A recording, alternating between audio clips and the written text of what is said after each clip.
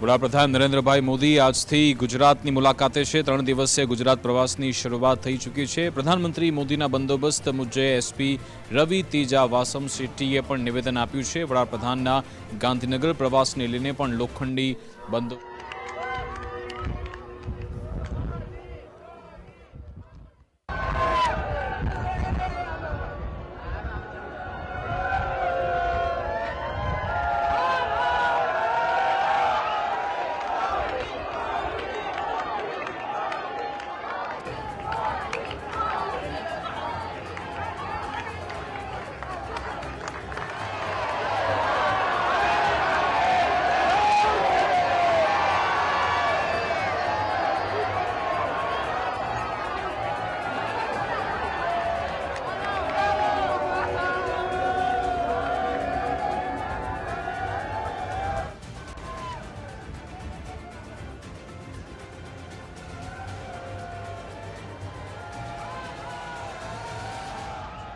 જે આ વર્ષ રહ્યું છે અને લઈ ઉજવણી થનાર છે એની ખાસ એક ઝલક આજે ડ્રોન શોમાં જોવા મળનાર છે।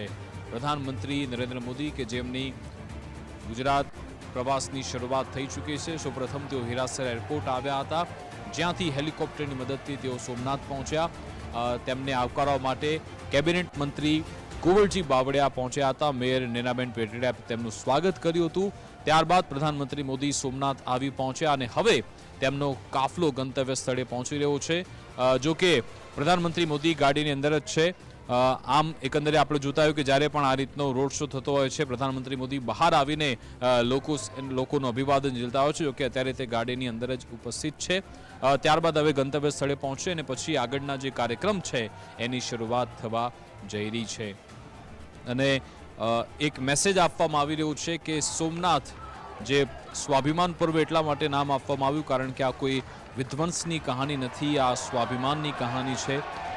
સોમનાથને અનેક વાર એને મિટાવવાનો પ્રયત્ન કરવામાં આવ્યો, જો કે 1000 વર્ષથી એ અડીખમ ઊભું રહ્યું અને કોઈ પણ વિદેશી આક્રાંતા ગમે તે આવે, જેણે પણ સોમનાથનું અસ્તિત્વને મિટાવવાનો પ્રયત્ન કર્યો એ સૌ કોઈ એમના જ અસ્તિત્વ તેના પૂર્ણ થઈ ચૂક્યા છે। જો કે સોમનાથ એની સામે અડગ ઊભું છે। એ તમામ વિદેશી આક્રાંતાઓ કે જે કાળના ચક્રમાં એ લોકો હોમાઈ ચૂક્યા છે, પરંતુ આજે સોમનાથ મંદિર અડગ ઊભું છે। એ જ મેસેજ અહીંયાથી આપવામાં આવી રહ્યો છે। પ્રધાનમંત્રી મોદીના ગુજરાત પ્રવાસની શરૂઆત થઈ ચૂકી છે। એનો આ જે કાફલો છે તે હવે ગંતવ્ય સ્થળે પહોંચી રહ્યો છે। ત્યાંના લાઈવ દ્રશ્યો તમે જોઈ રહ્યા છો। સોમનાથનું આ સ્વાભિમાન પર્વ, પ્રધાનમંત્રી મોદી જે અલગ અલગ કાર્યક્રમમાં આજે સહભાગી થનાર છે અને લગભગ 3-4 દિવસથી જ આ તમામ કાર્યક્રમ અહીંયા થઈ રહ્યા છે। સોમનાથના જે સ્વાભિમાન પર્વની વાત કરીએ તો રંગે ચંગે અલગ અલગ કાર્યક્રમ થનાર છે। ત્યાં રોજ રાત્રે મંદિર પરિસર છે, ત્યાં અલગ અલગ કલાકાર આવે છે અને સુરભોરી રમઝટ બોલાવતા હોય છે। અનેક એવા લોક સાહિત્યકાર કલાકારો જેમણે દેશભક્તિ અને શિવભક્તિનો અનોખો માહોલ પણ સર્જ્યો હતો ને આજે પણ કંઈક આવી જ પરિસ્થિતિ આજે જોવા મળનાર છે। તો સોમનાથ સ્વાભિમાન પર્વ અંતર્ગત આપણે ગઈકાલે જોયું હતું કે ભવ્ય રવાડી પણ યોજાઈ હતી। એ દરમિયાન સમગ્ર સોમનાથ નગરી ભક્તિ અને ઉત્સાહથી ગુંજી ઉઠી હતી। જેવો માહોલ આપણને ભવનાથમાં જોવા મળતો હોય છે અથવા તો કુંભમાં જોવા મળતો હોય છે, એવો જ માહોલ સોમનાથમાં ગઈકાલે હતો। આખો પ્રદેશ જાણે કે ભગવામય થઈ ગયો હતો। એ રવેડીમાં રાજ્યના વિવિધ વિસ્તારોમાંથી ભક્તો શ્રદ્ધાળુઓ આવ્યા હતા, મોટી સંખ્યામાં સાધુ સંતો પણ આવ્યા હતા અને વાતાવરણ એકદમ રંગીન બની ગયું હતું। ગગનભેદી નાદ સાથે યાત્રિકો નાચી ઉઠ્યા હતા અને હવે પ્રધાનમંત્રી મોદી પણ અહીંયા આવી પહોંચ્યા છે। સોમનાથમાં પ્રધાનમંત્રી મોદીનો રોડ શો થઈ રહ્યો છે ને જ્યાં મોદી મોદીના નારા પણ લાગી રહ્યા છે। છેલ્લા 3 દિવસથી જાણે કે કોઈ ઉત્સાહનો માહોલ હોય, દિવાળી આવી હોય, કોઈ ઉત્સવ આવ્યો હોય તેવી પરિસ્થિતિ છે અને સોમનાથ મંદિર પર જે હુમલો થયો હતો અને 1000 વર્ષ ઐતિહાસિક 1000 વર્ષ પૂર્ણ થયા છે અને એ અંતર્ગત જ આ સ્વાભિમાન પર્વ ઉજવવામાં આવી રહ્યું છે। આજ અંગે વાતચીત કરીશું। આપણી સાથે સંવાદદાતા રહીમ લાખાણી ફોન લાઈન પર જોડાઈ ગયા છે। જી રહીમ। વડાપ્રધાન નરેન્દ્રભાઈ મોદી છે હાલ સોમનાથનું આગમન થઈ ચૂક્યું છે। જે રીતના હેલિપેડથી રસ્તા ઉપર છે માહોલ ચાલીને જઈ રહ્યા હોય તેવા દ્રશ્યો અત્યારે સામે આવી રહ્યા છે। જે રીતના વાત કરવામાં આવે તો આવતીકાલે જે સ્વાભિમાન યાત્રા છે તેમાં પણ તેઓની હાજરી રહેવાની છે અને ત્યારે પણ તેઓ ખાસ વાત એવી આવી રહી છે કે તે યાત્રામાં પણ વડાપ્રધાન નરેન્દ્ર મોદી ચાલીને યાત્રા કરે તેવી વાત સામે આવી છે। એટલે કહી શકાય કે વડાપ્રધાન નરેન્દ્ર મોદી છે તે અત્યારે સોમનાથની અને તેઓ જે હેલિપેડથી સર્કિટ હાઉસ તરફ જઈ રહ્યા છે ત્યારે પણ લોકોની ભીડ એટલી હતી કે તેઓ રોકાવા માટે તેઓ મજબૂર થઈ ગયા હતા। લોકોની ભીડ જોઈને તેમની સાથે જ તેઓએ ખાસ જે નીચે રોડ ઉપર ઉતરીને તેઓની સાથે પણ વાત કરી તેની વાત સામે આવી છે। એટલે કહી શકાય કે વડાપ્રધાનની ઝલક મેળવવા માટે જે એક બાદ એક લોકો ભીડ ચારે બાજુ જોવા મળી રહી છે। તે પહેલા જ ક્યાંક ને ક્યાંક વડાપ્રધાન નરેન્દ્ર મોદી છે તે અત્યારે રોડ પર જે તેમનો કારનો કાફલો જઈ રહ્યો હતો અને લોકો તેમને અભિવાદન ઝીલી રહેતા તે પહેલા તેઓ કારનો કાફલો રોકાવીને રસ્તા ઉપર જ ચાલીને જતા હોય તેવી વિગત છે તે સામે આવી છે ને લોકોનું અભિવાદન ઝીલતા હોય તેવા દ્રશ્યો છે તે સામે આવ્યા છે। જી બિલકુલ આભાર રહીમ, અમારી સાથે જોડા બદલ, વાતચીત કરવા બદલ। પ્રધાનમંત્રી નરેન્દ્રભાઈ મોદી કે જેમના સોમનાથ પ્રવાસની શરૂઆત થઈ છે, સોમનાથમાં તેમનું ભવ્ય સ્વાગત કરવામાં આવ્યું। લોકો મોદી મોદીના નારા પણ લગાવી રહ્યા છે, સૌ કોઈ તેમને આવકારી રહ્યા છે। પ્રધાનમંત્રી મોદી પણ બે હાથ જોડીને તેમનું અભિવાદન પણ ઝીલી રહ્યા છે અને કંઈક ઉત્સવ પણ એવો જ છે। સ્વાભિમાન પર્વની ઉજવણી કરવામાં આવી રહી છે પ્રભાસ પાટણ કે જ્યાં 12 જ્યોતિર્લિંગમાંથી એક એવું પ્રથમ જ્યોતિર્લિંગ સોમનાથ મંદિર જેના સ્વાભિમાન પર્વની ઉજવણી કરવામાં આવી રહી છે અને સોમનાથ પર જે હુમલો થયો, પ્રથમ આક્રમણ 1026માં થયો હતો, એના 1000 વર્ષ પૂર્ણ થયા છે અને પ્રધાનમંત્રી મોદી અહીંયા આવતા પહેલા એક બ્લોગ પણ લખ્યો હતો, એના વિશે વિસ્તૃત વિગત પણ તેમણે આપી હતી અને કહ્યું છે કે જો 1000 વર્ષ પહેલા ખંડિત થયેલું સોમનાથ મંદિર સંપૂર્ણ વૈભવ સાથે જો ઊભું થઈ શકે તો આપણે 1000 વર્ષ પહેલાનું સમૃદ્ધ ભારત પણ બનાવી શકીએ છીએ। તેમણે કહ્યું હતું કે સોમનાથ આ શબ્દ સાંભળતા જ આપણા મન અને હૃદય ગર્વ અને આસ્થાની ભાવનાથી ભરાઈ જાય છે। ભારતના પશ્ચિમ કિનારે ગુજરાતમાં પ્રભાસ પાટણ નામના સ્થળે આવેલું આ સોમનાથ જે ભારતની આત્માનું શાશ્વત પ્રસ્તુતિકરણ છે। આજના વિશિષ્ટ જે કાર્યક્રમ છે એ પણ તમને આજે ગુજરાત ફર્સ્ટની સ્ક્રીન પર જોવા મળશે। તમામ અપડેટ્સ આપના સુધી પહોંચાડીશું। પ્રધાનમંત્રી મોદી કે જે ગુજરાત આવી પહોંચ્યા છે, સોમનાથમાં તેમના રોડ શોની આ શરૂઆત થઈ છે। જો કે સામાન્ય રીતે આપણે જોતા હોય છે પ્રધાનમંત્રી મોદી જ્યારે પણ આવા રોડ શોમાં ભાગ લે ગાડીની બહાર આવીને પણ લોકો સાથે એક સંવાદ કરવાનો પ્રયત્ન કરતા હોય છે, લોકોનું અભિવાદન ઝીલતા હોય છે, પરંતુ અહીંયા અત્યારે ગાડીની અંદર જ ઉપસ્થિત છે, ગાડીની અંદર જ બેસીને લોકોનું અભિવાદન ઝીલી રહ્યા છે। ત્યાંના આ દ્રશ્યો આપણી સામે આવ્યા।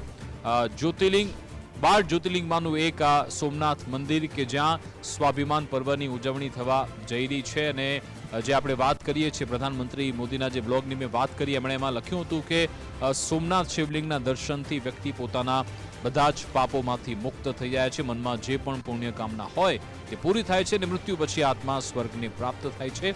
જો કે કમનસીબે આ જ સોમનાથ મંદિર જે કરોડો લોકોની શ્રદ્ધા અને પ્રાર્થનાનું કેન્દ્ર હતું, વિદેશી આક્રમણકારીઓનું નિશાન બન્યું જેમનો ઉદ્દેશ્ય વિધ્વંસ હતો। જાન્યુઆરી 1026માં ગઝનવીએ આ મંદિર પર મોટું આક્રમણ કરી તેને ધ્વસ્ત કર્યું। જો કે ગઝનવી અત્યારે કાળમાં નષ્ટ પામી ચૂક્યો છે, એની સામે આ મંદિર અત્યારે પણ અડીખમ ઊભું છે। આ અંગે વધુ વાતચીત કરીશું। અમારી સાથે ધર્મેશ વેદ પણ જોડાઈ ગયા છે। ધર્મેશ, સોમનાથ નગરીમાં પ્રધાનમંત્રી મોદી પહોંચી ચૂક્યા છે ને જ્યાં તેમનું ભવ્ય સ્વાગત કરવામાં આવ્યું અને અવસર છે સ્વાભિમાન પર્વનો। વિકાસ ભારત દેશનું અને જેને કહી શકાય વિશ્વ પ્રસિદ્ધ પ્રથમ જ્યોતિર્લિંગ સોમનાથના આંગણે જે સ્વાભિમાન પર્વ 2026 યોજાઈ રહ્યું છે એની ઘડી આવી ચૂકી છે અને વડાપ્રધાન નરેન્દ્રભાઈ મોદી 3 દિવસની ગુજરાતની મુલાકાતે છે અને એમાં સૌથી પહેલી જે ઐતિહાસિક ગાથા છે એ સોમનાથના સાનિધ્યમાં છે ને એ અંતર્ગત રાજકોટ પહોંચ્યા હતા અને ત્યાંથી હેલિકોપ્ટર મારફત સોમનાથ આવતા તેમનું સ્વાગત કરવામાં આવ્યું છે અને અત્યારે રોડ શો મારફત લોકો એમને ખૂબ આવકાર્યા છે અને અત્યારે સર્કિટ હાઉસ તરફ રવાના થયા છે અને મહત્વની વાત એ છે કે વડાપ્રધાન મોદીનું જે સોમનાથમાં ભવ્ય સ્વાગત કરાયું છે અને એ પછી હવે અત્યારે જે સમાચાર મળી રહ્યા છે એમ ઓમકારનો જે જાપ થઈ રહ્યો છે 72 કલાક સુધીનો, એ જાપમાં પણ તેઓ જોડાશે। આ ઉપરાંત 3000 ડ્રોન દ્વારા સોમનાથની ગાથા રજૂ કરતો એક અદભુત ડ્રોન શો પણ નિહાળશે આમ કહી શકાય કે જે પ્રથમ જ્યોતિર્લિંગ સોમનાથ મહાદેવને 1000 ગજનવીના આક્રમણના 1000 વર્ષ ને મંદિરની પ્રાણ પ્રતિષ્ઠાના 75 વર્ષ આ ઐતિહાસિક સંગમ ટાણે જેને કહી શકાય કે વડાપ્રધાનની હાજરી છે. આજે આ કાર્યક્રમો છે. આવતીકાલે સવારે સોમનાથમાં સંકલ્પ પૂજા, ધ્વજારોહણ સહિત કાર્યક્રમો છે અને શૌર્ય સભા, શૌર્ય યાત્રા, આ તમામ વસ્તુને કારણે સમગ્ર સૌરાષ્ટ્ર અને ગુજરાતમાં એક અવસર માટે ઉજવવા માટે અને લોકો જોવા માટે ખંડણી રહ્યા છે. ભાવિકો, શ્રદ્ધાળુ, આસપાસના ગ્રામ્યજનો અને છેલ્લા 3 દિવસથી સોમનાથ અલૌકિક વાતાવરણમાં સર્જાયું છે.